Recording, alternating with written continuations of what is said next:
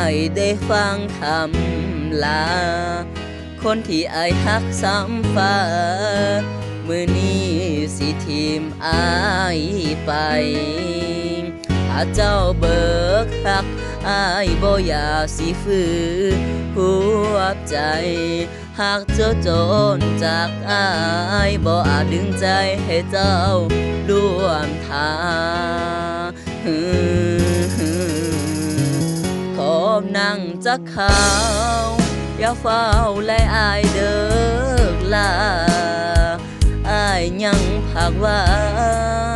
กะคำบ่ลาจากนามือดาลมแล้วเส้นทางหักที่เฮาร่วมสร้างชีวิตลำพังขาดนางอายยังบ่ไหวบ้านแผ่นดินไหวหัวใจขออายไว้สั่งใจแยกจากกันตอบเจ้าบอกเลิกกันสักอายบนตัวอายบ่น้องลาผู้บอกว่าอายผัวหัวใจเจ็บจนเกือบตายแค่เจ้าเอ่ยทำลา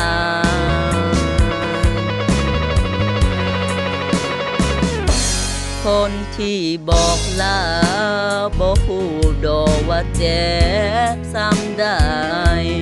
คนถือหาบใจเกือบตายฮู้บ่น้องลาแต่อายอยากขอหากความรักของอายมีค่าเก็บเอาไว้เด้อลาให้ฮู้ว่ายังมีอายคนนี้ขอบนางจักข่าวอย่าเฝ้าไล่อายเด้อลาอายยังภาคว่ากะคำบ่ลาจากนามือดักลมแล้วเส้นทางหักที่เฮาร่วมสร้างชีวิตลำพังขาดนางอายยังบ่ไหว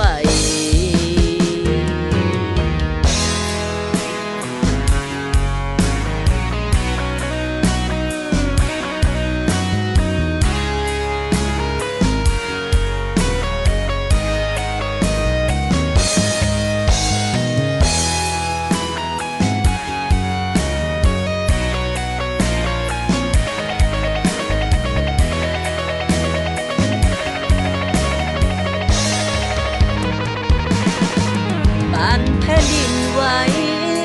หัวใจขออายไว้สั่งใจแยกจากกัน